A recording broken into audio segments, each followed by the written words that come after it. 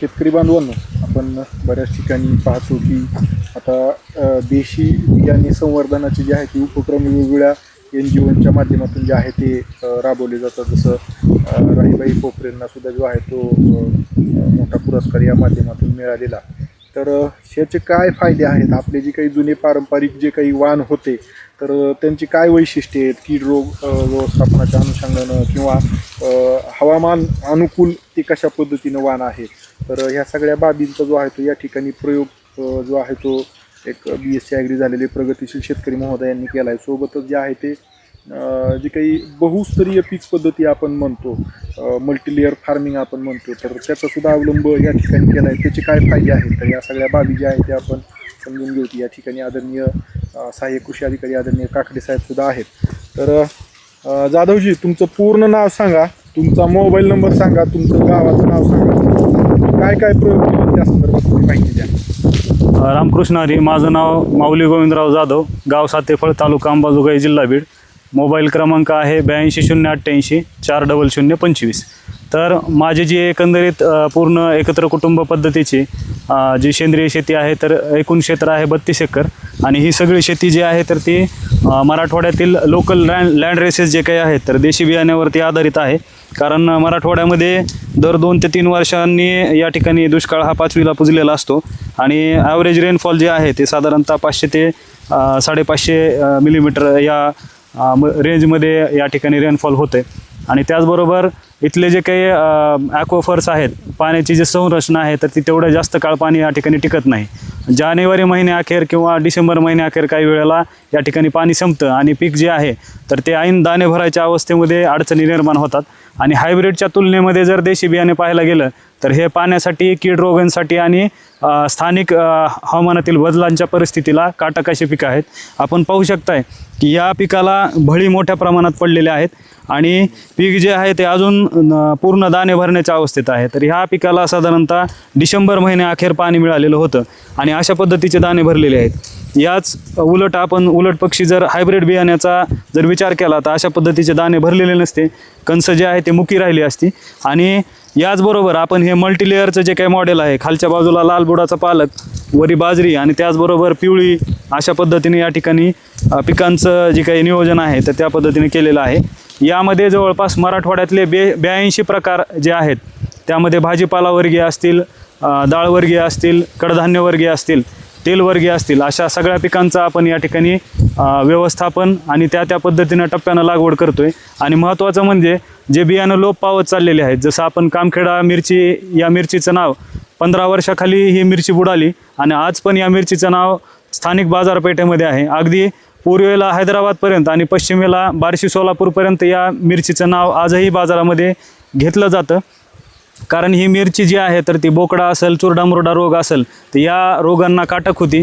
आणि आज घडीला मिरची उत्पादक शेतकऱ्यांची अवस्था जर पाहायला गेली तर घातक रसायनांचा वापरसुद्धा करून त्या ठिकाणी या रोगाचं व्यवस्थापन होत नाही. काही शेतकरी एक दिवसाआड त्या ठिकाणी देशी दारूचा सुद्धा वापर करून हा रोग नियंत्रणात येत नाही.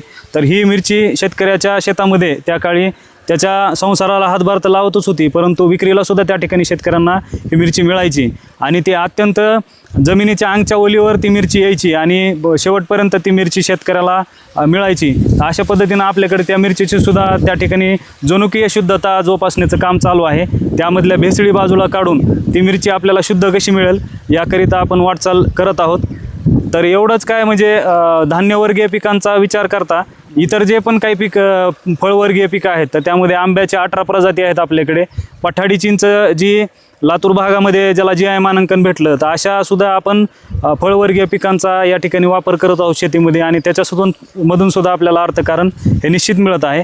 या सगळ्या पिकांची सांगड आपण अशा पद्धतीने घातलेली आहे की ज्यांची ट्रान्सपोर्टेशन सहजरित्या करता येत नाही, तर ते आपण स्थानिकमध्ये ग्राहकांना जे आहे थेट सेंद्रिय शेतकरी ते ग्राहक अशी विक्री व्यवस्था आपण इथं उभी केलेली आहे.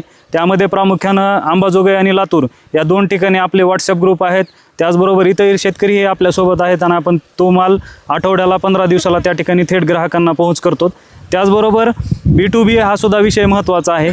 आपण B2B बायरसुद्धा म्हणजे ठोक मालसुद्धा विक्री करतो. त्यामध्ये सद्यस्थितीला आपण 4 राज्यामध्ये तो सेंद्रिय शेतमाल विक्री करत आहोत.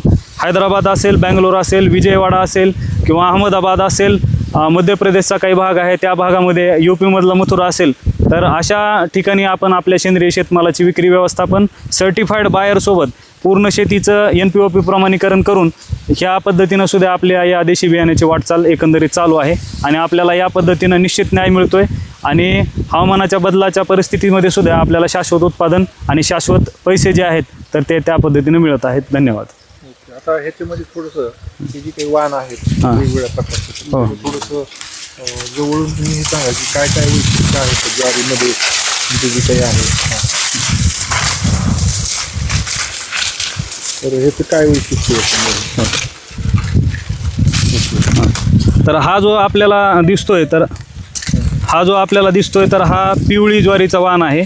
यामध्ये 3 प्रकार येतात: अडचुंदा, धाकला पिवळा, थोरला पिवळा असे वेगवेगळे वाण यामध्ये आहेत. त्याची उंची, त्याच्या धाटाची जाडी यानुसार आणि त्याचबरोबर ह्याचं जे पॅनिकल आहे, कणसाचा आकार जो आहे तर त्यानुसार हे 3 प्रकार पडतात आणि दाण्यांचा आकार आणि रंग.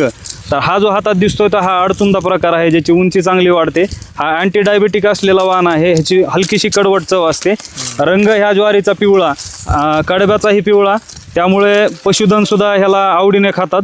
आणि एकंदरीत हा जुन्या काळामध्ये खरीप हंगामामध्ये घेतला जायचा, परंतु आता जो परतीचा पाऊस आहे तो ऐन वेळेला ह्या दाण्यांवरती पडतो, त्यामुळे हे दाणे खराब होतात. त्याकरिता आपण जो आहे तर ह्या वाणाची लागवड रब्बी हंगामामध्ये केलेली आहे आणि चांगले दाणे, सशक्त दाणे आपल्याला या ठिकाणी मिळालेले आहेत. तर हा एक प्रकार आहे. त्याचबरोबर हा जो काही आहे तर हा मऊचा हुरड्याचा प्रकार आहे. ही हुरड्याची ज्वारी आहे. म्हणजे ना या ठिकाणी मी काही वेळेला म्हणतो की जास्त दिवस जगायचं असेल तर तुम्ही अँटी डायबेटिक हा इंडिया बनत चाललेला आहे, त्यामुळं पिवळी ज्वारी खा. त्यापेक्षा कमी दिवस जगायचं असेल तर दगडी ज्वारी खा आणि फारच मजेत जगायचं असेल तर हुरड्याची ज्वारी खा, असं आपल्याला या ठिकाणी म्हणता येईल या ज्वारीच्या प्रकारानुसार. हरणा कांदा आहे म्हणतात जतन संवर्धन मोहीम तुम्ही हाती घेतली तर त्याची एक माहिती देतील. काय म्हटलं हे? हा लाल बुडवाचा पालक आहे. हा अल्टरनेरिया लीफ स्पॉट नावाच्या रोगाला रेजिस्टंट आहे आणि ह्याचं बियाणं आपण गेली 8 ते 10 वर्ष झालं तयार करत आहोत. तर हा कीड आणि रोगांना त्याचबरोबर स्थानिक परिस्थितीला अनुसरून काटक असा वाण आहे आणि ह्याची सेल्फ लाईफ जी आहे तर जो बाजारातला सरकारी किंवा हायब्रिड पालक आहे, हिरवा पालक जो आहे तर त्याच्या तुलनेमध्ये ह्याची टिकवण क्षमता जी चांगली आहे, त्याचबरोबर चव चांगली आहे आणि ह्याची भाजी जी आहे तर ती जास्त काळ टिकते, भाजी बनवल्यानंतर विटत नाही. तर हा पालक जो आहे तर हा आपण पेटंटसाठी PPV-FRA मध्ये पण पाठवलेला आहे. या पालकेला मी माझ्या आजीचं नाव सरजूबाई हे नाव याला दिलेलं आहे, कारण तिनं ते जतन करून आजपर्यंत आमच्यापाशी शेतीमध्ये ठेवलं गेलं, पोचलेलं आहे. पुढं काय मल्टीलेअर फार्मिंग जे म्हणतो आपण, तर त्याची या ठिकाणी पीक पद्धतीचा अवलंब केला ते काय सांगाल याच्या संदर्भात? तर हे हरण्या कांद्याचं बियाणं आपण बियाणे प्लॉट घेतलेलं आहे. एकंदरीत सद्यस्थितीला कांदा बीजोत्पादन करत असताना परागीभवन जे आहे तर ते मोठ्या प्रमाणामध्ये शेतकऱ्यांना ती समस्या भेडसावत आहे, कारण मधमाशांची संख्या जी आहे तर मराठवाड्यामध्ये सुद्धा 90 ते 95% मधमाशी ही संपलेली आहे.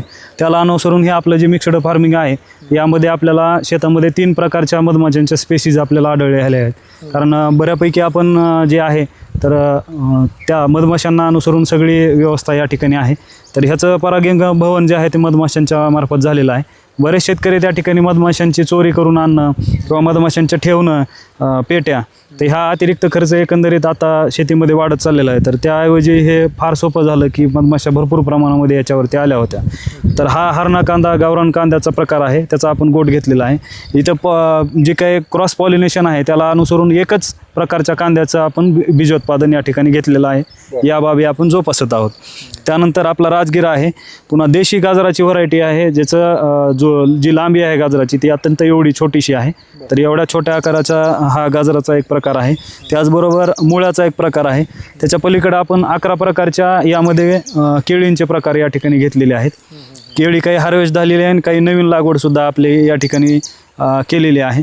त्याचबरोबर हा थोडा अधिक पाण्याचा पॅच आणि त्याचबरोबर हा इकडचा जो भाग आहे तर हा अत्यंत कमी पाण्यावर येणारा हा एक भाग, ज्यामध्ये हा जवा किंवा त्याला सातू म्हणतात, हा एक गव्हाचा प्रकार. त्याचबरोबर इथं आपण जे वाटाण्याचे 3 प्रकार, त्यामध्ये काळा, पांढरा आणि हिरवा असे 3 प्रकार घेतले होते. त्याचबरोबर मधमाशांसाठी आपण या ठिकाणी सूर्यफुलाची सुद्धा लागवड केलेली आहे. तर हा सूरजमुखी नावाचा प्रकार देशी प्रकार आहे सूर्यफुलामधला.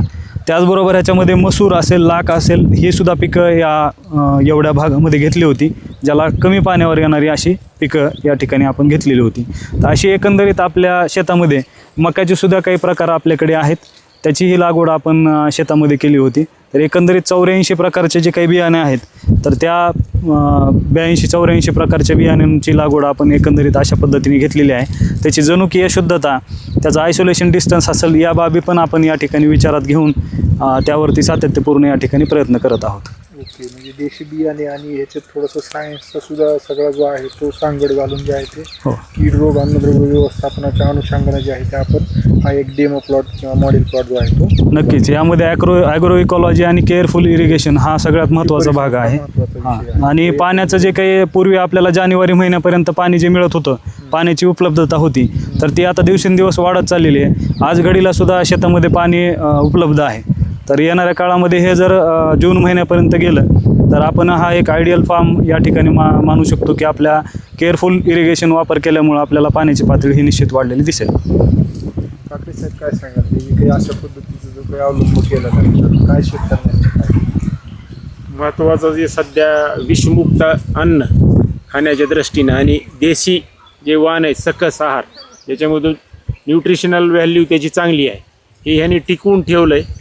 मध्येच गेल्या महिन्यामध्ये कृषी सहसंचालक वानखेडे साहेबांनी व्हिजिट दिली आणि यांना महाराष्ट्र शासन कृषी विभागामार्फत एक ट्रेनिंग सेंटर सेंद्रिय शेती आणि मल्टीक्रॉप आणि देशी वाण जतन याबाबत आपण चालू करा, आम्ही तुम्हाला पाठबळ देऊ असं त्यांना सांगितलं आहे. तर या प्रकारे त्यांनी आज शेती करतात, तरुण आहेत, BSc ॲग्री आहेत, शेतीत त्यांनी मार्केटिंगसुद्धा चांगल्या प्रकारे, त्यांची विश्वासार्हता एवढी आहे की त्यांना सगळ्या राज्यातून मागणी आहे, त्यांनी आत्ताच सांगितलं.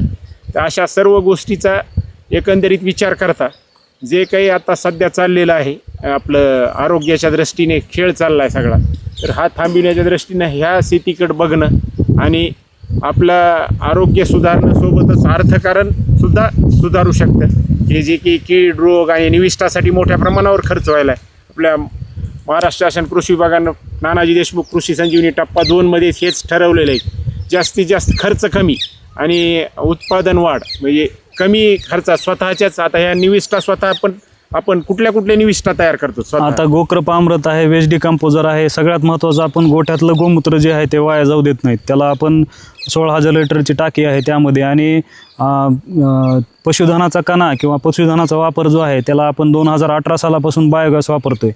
सद्यस्थितीला गॅस हा विषय फार ट्रेंडिंग आहे, तर आपल्याला त्याचा अजून म्हणजे चिंतेचा बाब नाही, तर त्याचा पण आपण वापर करतो आहे.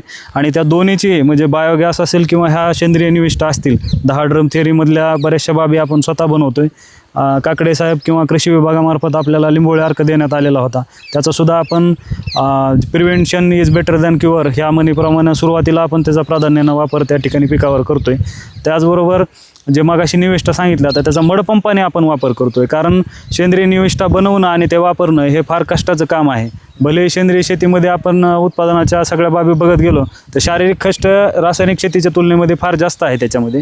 त्यामुळं आपण तशा तंत्रज्ञानाचा AI तंत्रज्ञानाचा वापर करतो आहे. त्यामध्ये आपला मडपंप जो आहे तो सेन्सर बेस्ड आहे, म्हणजे आपण मोटर चालू केली आणि दारावरती जरी असलो आणि पाणी जरी संपलं तर ऑटोमॅटिक तो बंद होतो. आणि बऱ्यापैकी शेतकऱ्यांची शेताची अडचण जी काय आहे, मडपंप बसवले गेले परंतु न चालण्याचं कारण तेच आहे की ते जळण्याचे किंवा त्याच्यात सतत पाणी भरण्याचे ह्या अडचणीमुळं शेतकऱ्यांनी ते लावलेलं नाही. तर तशा पद्धतीचा बसवला तर निश्चित फायदा आम्हाला सद्यस्थितीला होतो आहे. आणि करार पद्धतीनं आम्ही काही पिकं घेतो आहे, जसं लसूण आहे. बऱ्यापैकी आता अशी अवस्था निर्माण झालेली आहे की चाड्यावरती मूठ धरण्याच्या आधी आपलं त्याचं विक्री व्यवस्थापन ठरलेलं असतं आणि यामध्ये आपल्याला यश मिळालेलं आहे.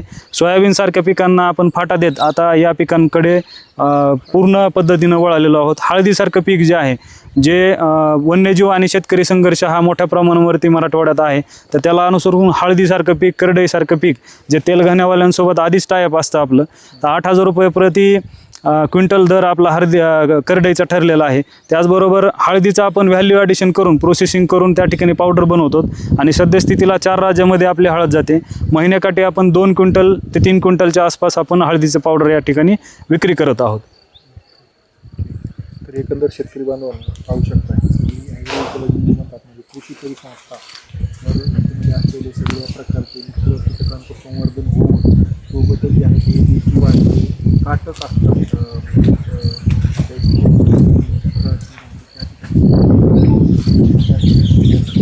सर्वांचं संवर्धन केल्यामुळं ॲग्रोइकॉलॉजी मेंटेन केल्यामुळं उत्पादन खर्च कशा पद्धतीनं आपण करू शकतो कमी आणि दुसरा विषय म्हणजे सेंद्रिय निविष्ठा वापरल्यामुळं आपला त्याच्यात सुद्धा जो आहे तो खर्च जो आहे तो कमी होऊन जमिनीची उत्पादकता जी काही आहे तर ती तशीच अबाधित जी आहे ती राहते. अशा पद्धतीचं सर्व शेतकऱ्यांना जे आहे ते अवलंब आपण करणं गरजेचं आहे.